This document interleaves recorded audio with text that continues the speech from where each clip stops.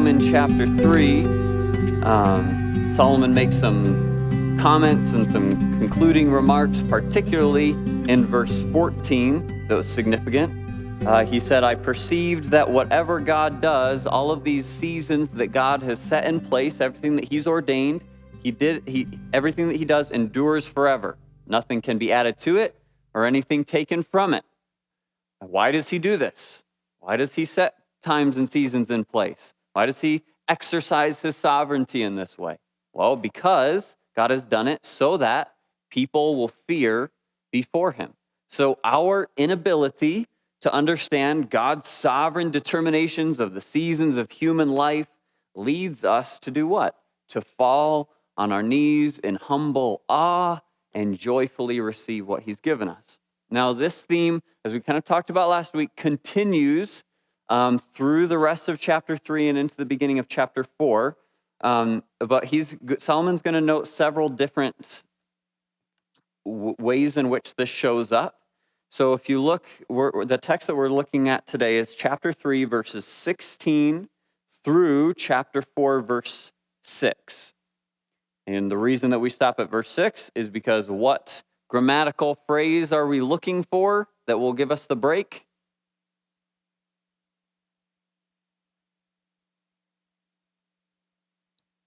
I'll wait till somebody says it. Somebody knows it.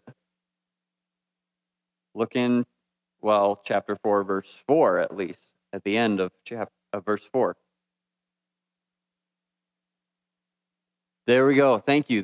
We're looking for the phrase, it's a great vanity and striving after the wind, because that phrase breaks up the first half of Ecclesiastes. Okay, so we're going to that point today. So there are three different themes that Kohelet, Solomon, the writer of Ecclesiastes, talks through. And we'll just go ahead and read through the text one time, and then go back and point them out and draw the three of them out. So see if you can observe them as we read through the first time, and then we'll step through the text together. So chapter 3, Ecclesiastes 3, verse 16 says, Moreover, I saw under the sun that in the place of justice, even there was wickedness. And in the place of righteousness, even there was wickedness. I said in my heart, God will judge the righteous and the wicked, for there is a time for every matter and for every work.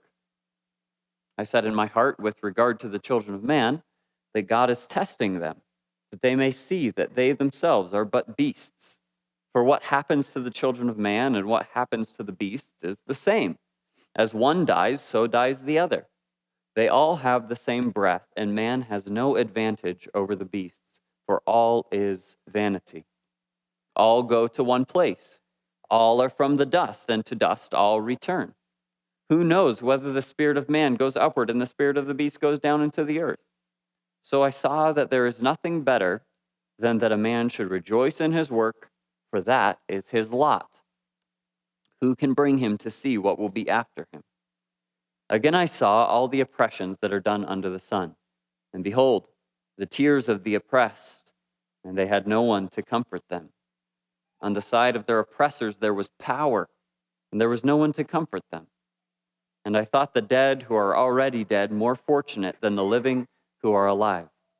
But better than both is he who has not yet been, and who has not seen the evil deeds that are under the sun, that are done under the sun. Verse 4, Then I saw that all toil and all skill in work came from a man's envy of his neighbor. This also is vanity and a striving after the wind. The fool folds his hand and eats his own flesh. Better is a handful of quietness than two hands full of toil and a striving after the wind. Okay, so the three topics that Kohelet is bringing up for us today, look, they're all identified by something that he sees.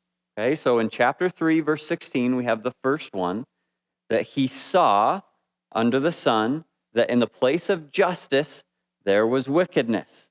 And in the place of righteousness, there was wickedness. So that's the first one, is this idea of wickedness, or as we'll look at it a little bit more closely, we could identify it as corruption. Okay?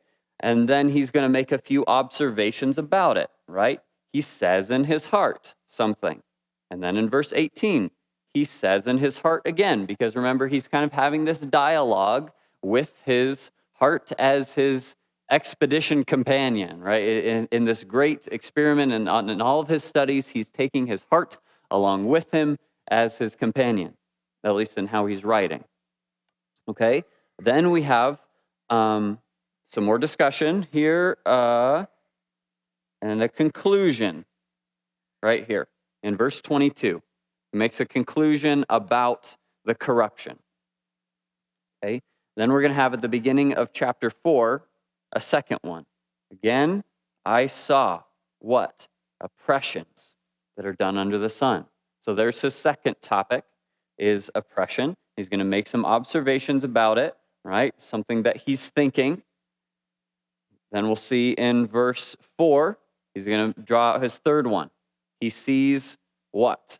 That toil and skill and work came from a man's envy of his neighbor.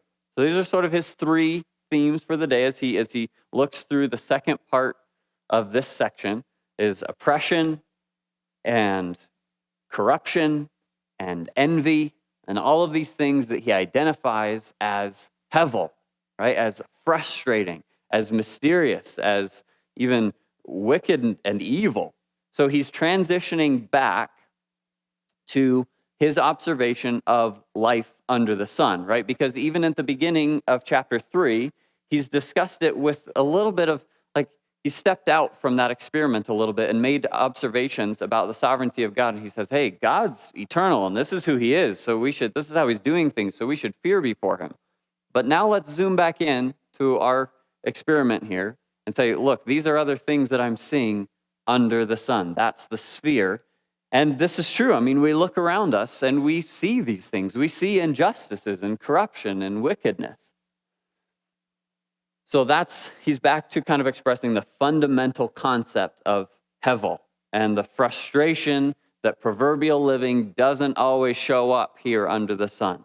Righteousness isn't always rewarded. Sometimes wickedness wins, it looks like, in our world. So what do we do with that? How do we live in that kind of a world? But one thing that he's drawing out here at the beginning, if you'll notice, is that he's not just saying that wickedness exists, right? Because even as we've gotten used to or lived under life under the sun here, we're sort of used to the concept that there are wicked entities out there, right? Like even just extreme examples, like we would say, well, yeah, in the world, like the drug cartel, there's wickedness there. Or like in a brothel, like there's wickedness that happens there. But that's not really what he's talking about. He's saying that wickedness has come in to places where there should be justice and there should be righteousness. That's what he's saying. So he's observing that it's worse than it seemed. It's not just like good's doing good where it should be and evil's doing evil where it has its proper place. He's like, no, the one has supplanted the other. So you have this perhaps a picture of like the justice system or the courts, right? It's one thing to have a drug lord. It's another thing to have a corrupt cop, right? Like he's the guy that stands for justice. He's the one that you're supposed to be able to run to and expect righteousness. But even there you find wickedness. Or you perhaps even like the court system, right? A corrupt judge where he's receiving bribes so that essentially you're getting as much righteousness as you can pay for. That's hevel. That's frustrating. That's wickedness or righteousness supplanted by wickedness. So that's kind of the idea that he's generating here. This is his observation, is that there is corruption under the sun. And so what does he say about it? Well, verse 17, he makes an observation that, is helpful. He says, all right, and this is a tie-in back to the earlier portion of chapter 3. He says, I said in my heart, God will judge the righteous and the wicked. And then we would see this is a familiar phrase, right? For there is a time for every matter and for every work. Well, that sounds exactly like what we looked at last week, because it is. It's a repetition of those two phrases in chapter 3, verse 1 and chapter 3, verse 11. So he sort of takes solace in the fact of God's sovereignty once again, right? That God is going to be, as a sovereign judge who's in control, there will be a time, a season of justice, not only for the sake of the righteous person, not only giving them what they deserve, what they didn't get in the corrupt courts, as it were, but also bringing justice for the oppressor, and also bringing justice to the one who was corrupt. So he's going to judge the righteous and the wicked. Now, what Solomon's not talking about here exactly, he's not articulating end times. He's not articulating what we would look at as like the judgment seat of Christ, right? Or the great white throne, where God's going to judge the wicked. Or the Bema seat, where God's going to reward the righteous. He doesn't have that concept. Not that detailed anyways, not that specific. We're going to talk about this idea a lot more today, the idea of death and what happens after you die, even from an Old Testament perspective, and what Solomon's saying here. So, but he's not articulating like, well, don't worry, Jesus is coming back, and when he does, everything's going to be good. But he does have this fundamental concept that whether it's here or later or whenever it's going to be, God's sovereign, and there's a season for his justice. He knows that, right? He trusts that is the character and nature of God. And again, so this strongly ties us back in kind of to the previous section, that there's a season for every matter and for every work. Okay, so what's his other observation in verse 18? It says, okay, I said also in my heart, with regard to us, with regard to humanity, with the children of man, that God is testing them so that they themselves, or so they may see that they themselves are but beasts. Okay, what in the world is going on here? This is actually a very confusing, complicated, even difficult, the way that the Hebrew phraseology is working here. You could translate it a number of pretty confusing ways. And so we probably should be careful coming down with full certainty about what it means. It can result in various translations, which result in various interpretations. But here's a few options. Okay, so what we kind of know is that it appears that God is, or your translation may, he should, test humanity in order to see that he, God, so that he sees, or so that we see some sort of comparison between us and the animals. Right? So God either is or he should testing us so that he or we can see a comparison between us and the animals. Okay, so it's like, which could be a various different things. It could be tying us in to the previous thought that God is testing to see if man understands his nature, okay, that he's corrupt. So he's just observed corruption, and now he says, now we got to see if God is going to test to see that you're like an animal, meaning that you treat each other savagely, right? There's no sympathy displayed here. It's just like animal war. Like it's like you're watching the Nature Channel, right? When you look out at humanity, it's no sympathy. Okay, so it could be that, could be tying us in with this idea of 16, or it could just be one of sort of the themes of Kohelet, right? It could be that humans are limited, right? That we're finite. And what's the life of a cow look like? Well, eat, drink, work, rest, repeat, die. And isn't that sort of what he said human life is like?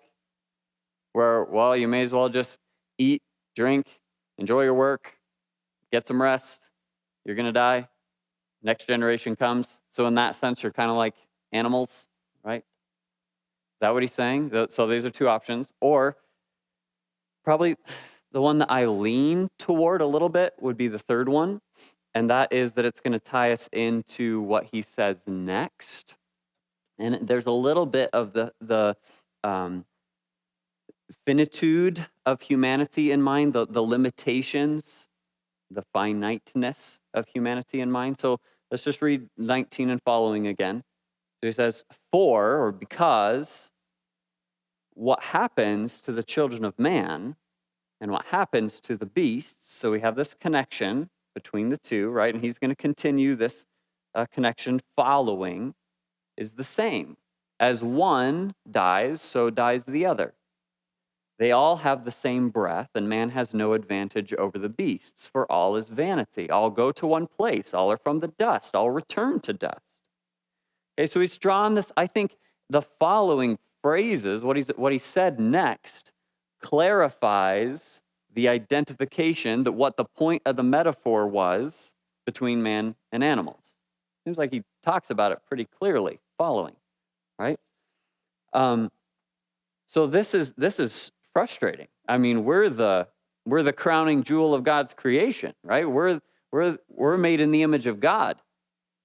And cows aren't, but we die just like them. That seems to be his point of connection. He's not denying that God's created human beings in his image. He's simply metaphorically comparing men to animals based on one particular point. And that is that since the fall of man, humans and animals alike return to dust. In that sense, we are just like them, right? Animals die, humans die. We're no different. We're no more superior. We're not better than the animals in the fact of whether we live or die, right? So the same ugly, painful, disappointing, certain death makes us, in that sense, like the animals. And ironically, it was our fault, not the animals. We did it to ourselves. So here's what I think he's trying to say in this complicated phrase, is that do you understand that the fact of your death proves your finitude? Meaning, the fact that your life will be terminated here on earth, that it will expire, proves that you have limitations.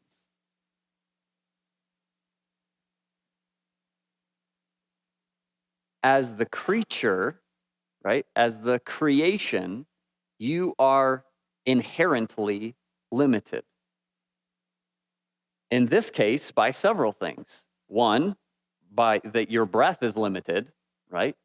But also your knowledge about what happens afterward is limited. Your knowledge of how things work. And again, going back to last week, why God's established all these seasons at various times. You don't know. You're limited. You are finite. You are the creation. So I think that God's testing of mankind, in one sense, is testing them to see if they will live in such a way that is consistent with their limitations. Are you living like you will die? Are you living like you don't know everything? Or are you living as though you do know everything and you are immortal, right? A lot of people like to live this way. I can't remember who it was. It might have even been somebody from Grace. I don't know. I don't talk to many people outside of Grace. No, it's like I was talking to somebody and they were talking about how somebody was, oh, I remember. It is somebody here. Sorry, Aaron, I'm calling you out. Aaron, so we were talking about your, I think it was, you were talking about somebody that was like planning their funeral or talking about how they were going to die. Your grandpa, I think, right? And he was like, well, something about like, let's just plan the funeral now. And your sort of knee-jerk reaction was, well, no, we're not. You're not in the grave yet. Like let's not be so hasty. And sort of what he's saying is, but we're all going to the grave. Like that's where we're all headed. So why not plan your funeral? Why not live like you're going to die? Because you will. Why not live like there's a lot that you don't know? Like be less assertive in some things, right? Be less demanding that this is how it must work. Embrace your finiteness, that there might be something you don't know. This has also come up in various conversations recently about just talking about the idea of How do we know something that's true? How do we know what is absolute truth or what's not? And we won't get into that whole conversation, but we should always embrace the fact that as an observer of the infinite, right, as a finite observer of the infinite, there always might be something I can't see or something I don't understand.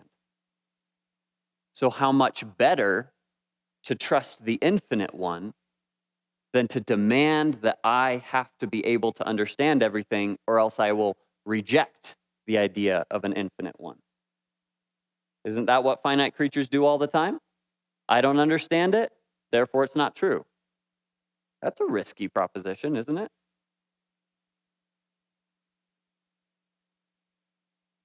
Okay, so death proves your finiteness, your limitations. Okay, then he takes it a step further. He maybe a little bit more offensive to New Testament believers, right? In verse 21. Okay. Who knows whether the spirit of man goes up and the spirit of the beast goes down into the earth? Okay, we have to be clear here about what Solomon is and is not saying. Remember that his sphere of observation, kind of what he's limiting himself to, is what he can see, what he can observe, right? Have you ever seen someone go to heaven? No. Have you ever seen someone go to hell? No. Have you ever seen someone go anywhere after they die? No. Have you ever been there? No. Life under the sun does not tell you anything about what happens after you die, right? Can't see it. So he's saying, who are you to say? How do you know? How do you know what happens? How do you know where a man's spirit goes or where the animal's spirit goes? Or who are you to say one goes up, one goes down? You're finite. You've never seen that.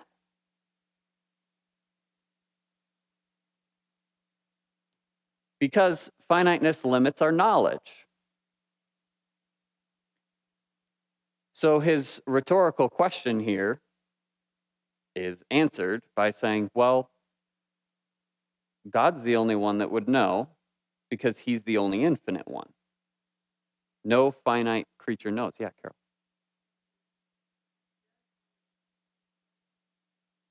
Okay. So he's observing that we are more than just material, right? He's saying humans are not just stuff. There's an immaterial element to us that doesn't end when we die. Okay, that's a good observation. Yeah, Matt.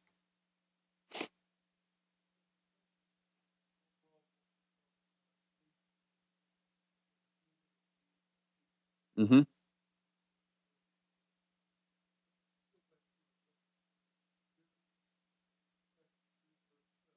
Okay, Genesis 2:7.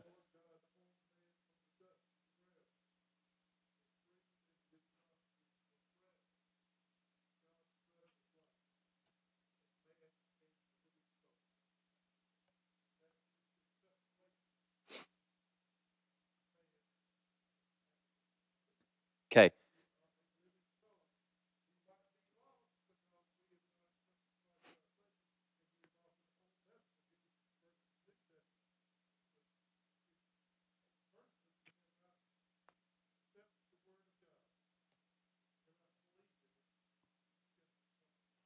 Okay, so with the primary thing that you're drawing out is that you're saying, but there is a distinction between men and animals, right? And absolutely there is. And Solomon's not claiming that there isn't, which is why we have to be careful, because he's drawing one point of comparison, right? We have to be careful with metaphors, right? Because if he's drawing this is how they're alike, but he says, they're the same. They're the same in this way. Right? He's not saying that everything that's true about an animal is true of you. He's not saying that what happens to an animal when it dies is true of you. He's not saying anything like that. He's simply saying, look, you are like an animal in this way. Your breath expires, their breath expires. Your body returns to dust, their body returns to dust. You're no better than them in that way. Right? With all our knowledge and even our image of God in us and the breath of God in us and our eternal soul and all of this, guess what? Still going to die, just like the animal. In that particular sense. So the point of the metaphor is that one thing, okay?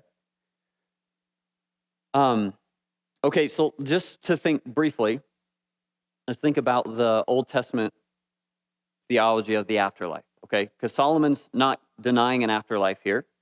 He's not denying the resurrection here.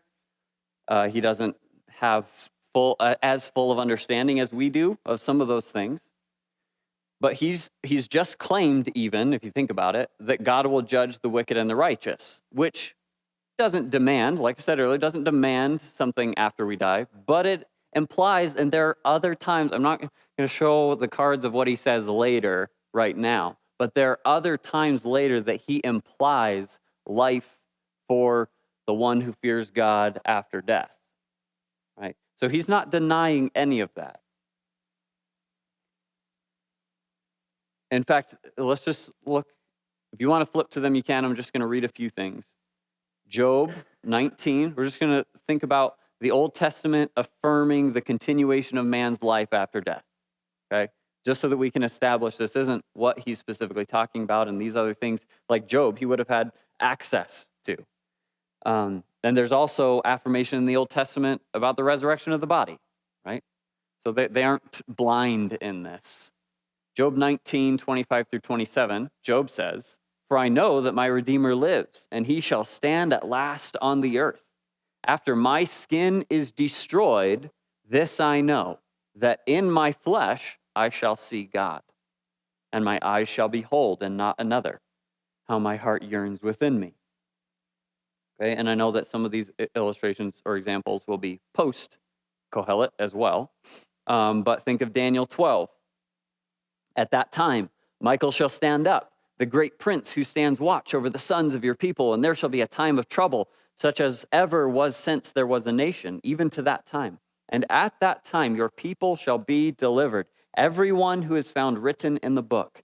And many of those who sleep in the dust of the earth shall awake, some to everlasting life, and some to shame and everlasting contempt."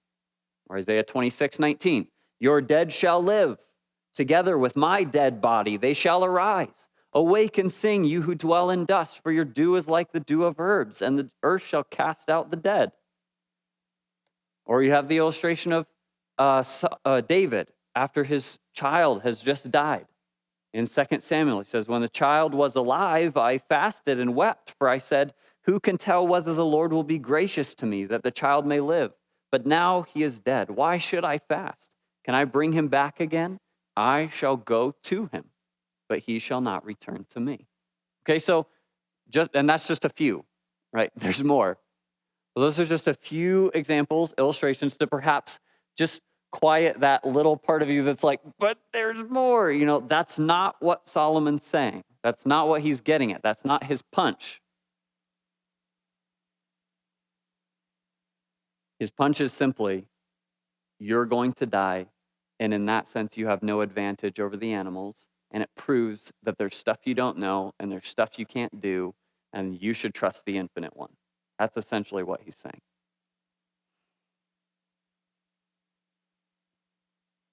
Then he sees, we have a familiar conclusion as well in verse 22. "I saw that there is nothing better than that a man should rejoice in his work, for that is his lot. Who can bring him to see what is after him?" Here we have this again. Solomon's not done talking about this, is he? His lot, you remember that? His portion, his chelek, his piece of the pie. That's what God gave him. So he's saying, because of these truths, because you are the finite one who's going to die, and you're limited, and your knowledge and understanding and the scope of your life is all limited. Because of that, live with a trust that the infinite one is good. Live with if you can't see what's going to come after, if you can't make these determinations because your observation's limited, why not just enjoy what God's given to you? Isn't that the ultimate kind of expression of relying in the infinite one, is just saying, oh, so I'm not supposed to know the answer to that. Okay. In that case, he's not saying stop pursuing wisdom or knowledge, but he's saying you don't have to get the answers to this one. You don't have to make demands on knowing what's going to come after you. Just enjoy what God's given to you. Enjoy your lot in life.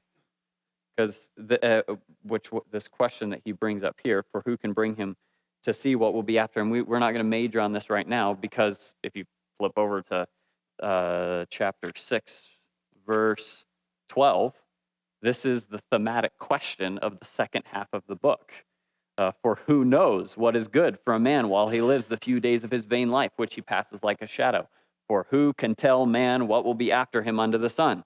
And here he asks, who can bring him to see what will be after him? So we're going to hit on this a lot more later. We don't have to maybe major on it right now. Okay, so that's kind of the first one, his thoughts and conclusion about corruption. Now he's going to notice and observe oppressions. Similar theme, right? Similar to the cry against corruption. He says, again, I saw all the oppressions that are done under the sun. Chapter 4, verse 1. And behold, the tears of the oppressed, and they had no one to comfort them. On the side of their oppressors there was power, and there was no one to comfort them.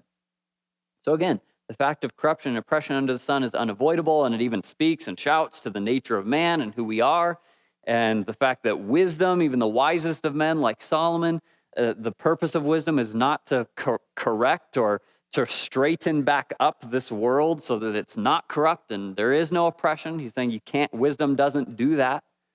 But you think of all the oppressions that are done under the sun, and you think about the bad ones, like the tears of the oppressed with no one to comfort them. Like you think of like extreme examples of like sex trafficking or manipulation and violence against the weak.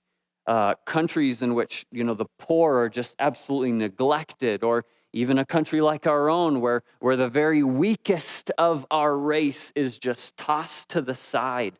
Even other countries where there's like forced sterilizations or various things, like all of this just ugly, gross, painful, hurtful stuff. And it just seems as though there's just tears flowing from all of these people appropriately because they've been oppressed and it's wicked and no one's there to comfort them. People dying in isolation, starving because the rich government is withholding food or whatever. Just all of these, you can paint whatever picture you want in your mind of this oppression. And Solomon says, you look at this, and look in verse 2. I think, Solomon says, the dead who are already dead more fortunate than the living who are alive. He says, you know what? Those who have passed on, don't be sad for them. They escaped the corruption. They escaped the oppression. They're not living in this anymore. And he's pretty upset about this. And rightfully so. He should be, right? There are evil, wicked, vile things happening all around us. And he says, the dead guy's the lucky one. It's a pretty strong, a little bit inciting statement. But then he goes a step further. From this, it's already kind of cold and harsh. And he's congratulating, as it were, the dead. But think about it from his perspective, right? Life under the sun is filled with hevel. It's everywhere. And death frees you from it. So there's a sense in which, from his observation, this makes sense. But he kind of takes it one step further and says in verse 3, you know what? The unborn child actually is the luckiest of us all because he didn't even have to see it. He didn't even have to live it. He didn't have to look around and see, these young girls being trafficked. They never got to observe that. How much better off are they? Now, in one sense, he's speaking as a fool, right? God is the one, as we looked at last week, who is the sovereign controller of the season of being born and the season of dying. Okay? So God's in control of those things. He's just simply expressing the magnitude of the hevel in which we live. It's almost better if you never had to see it. That's how bad it is.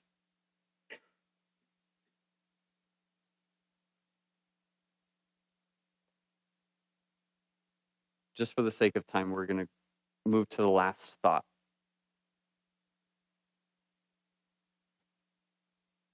His third observation is envy. Okay? The motivation of envy. He sees that all toil and all skill in work, so all of this effort and all of this expertise in our work came because we were envious of our neighbor. So he's using hyperbole, a little bit of exaggeration, with his all of it, everything comes from envy. He's not saying that, but think about our world. Even think about the work world, right? Everything's driven by competition. Everything's driven by trying to one-up the guy next to you, whether that's a company as a whole trying to get a bigger piece of the market, right, a bigger piece of pie, or whether that's the individuals in the company who are all trying to compete with each other to do better than their neighbor so that they get the promotion or they get the raise, right? I mean, it drives us. It's all over the place. So companies and workers are, trying to climb, no holds barred, right? You even think of the imagery we talked about at the very beginning of all of us just in a room on our treadmills, right? And like everyone's just on their treadmill trying to work harder than the guy next to him so that he can get better stuff and better like upgrades for his treadmill. And at the end of the day, it's going to expire. Like we're racing towards expiration, trying to be better than the guy next to us or have more than the guy next to us.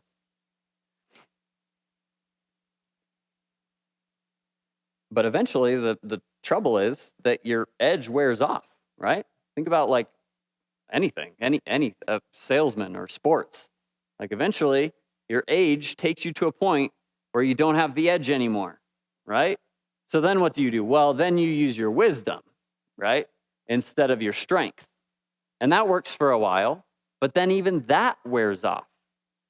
So you're not going to be able to maintain this competitive edge. Envy can't always drive you further. So what do? What should we do instead? Here's a couple options, right? The one thing is that we can fold our hands and eat our own flesh. Okay, he uses disturbing imagery of the lazy person, right? He says, okay, so there's the one guy that's like, yeah, this is crazy. Look at all this competition driving everyone, and everyone's just like driven by envy. Forget it. I'm not going to play that game. I'm out, right? I'm not going to work. And so he's just going to fold his hands. Or it's the Hebrew is like his hands are hugging. They're embracing, right? So he's folding his hands. But what does that get him? Nothing. The picture here is kind of grotesque, right? He's eating his own flesh. He's consuming himself by not working. So the answer is not laziness, okay? How about this? Work harder. Let's just, 2 hands full of toil, right? Let's just, under the gun, let's go, hit the gas. Is that the solution too? Well, there you're just going to get striving after the wind, which you remember that. I mean, that's pretty hevel in and of itself, isn't it? You're shepherding the wind. It's an impossibility. At the end of the day, your 2 hands are full of nothing. 2 hands that are working so hard end up empty. So what is the solution? He suggests this in verse 6. Better is a handful of quietness than 2 hands full of toil. Does anyone have a different translation of the beginning of 6? Okay, better 1 handful with rest. With is better than of. Here, this is not a great translation. The ESV has failed me. With. Okay, so here's what he's suggesting. He's suggesting moderation. He's suggesting be satisfied with enough rather than to let the competition and envy drive you to more and more. Imagery, right, is 2 hands look better than 1. Isn't that every child ever? I think of Halloween, right? You can grab a handful. Oh, a handful? I'll get as much as I can. And what he's saying is, or actually, let me give you this. Oh, I'm pretty much out of time, but there was one time as a kid that I was helping some service guy that came to work on our house. And we had a great relationship. I was helping, giving him his tools or whatever. And he asked my parents afterwards if he could take me to 7-Eleven to get a Slurpee. And they said yes. I don't even think we knew this guy, seriously. But I went with him, and he's like, go ahead and pick whatever you want, pick a drink. So what did I do? I'm less than 10 years old. I grabbed the biggest big gulp there was and filled it up. Right? I mean, you know how big they are? They're huge. And I'm just sweet, he's getting me this drink. No moderation. And the story ends poorly for me because it was embarrassing, because I ended up, I think I just blamed it on him because I was embarrassed, but I dropped it. I'd filled it up all the way, and then I dropped it, right? Better for me to have had a handful with contentment than to have 2 hands full of striving after the wind, right? Moderation is a good thing. This is what he's attacking. Is bigger always better? Is more money always better? Is Cadillac always better than Ford? Is 400 square feet always better than 200 square feet? Or 4,000, 2,000? How about that? Is a bigger business better than a small business? Is a promotion better than staying where you're at? Not necessarily. But that's what our world would say yes to all of, right? Absolutely. More is better. Bigger is better. Shinier is better. 2020 is better than 2018.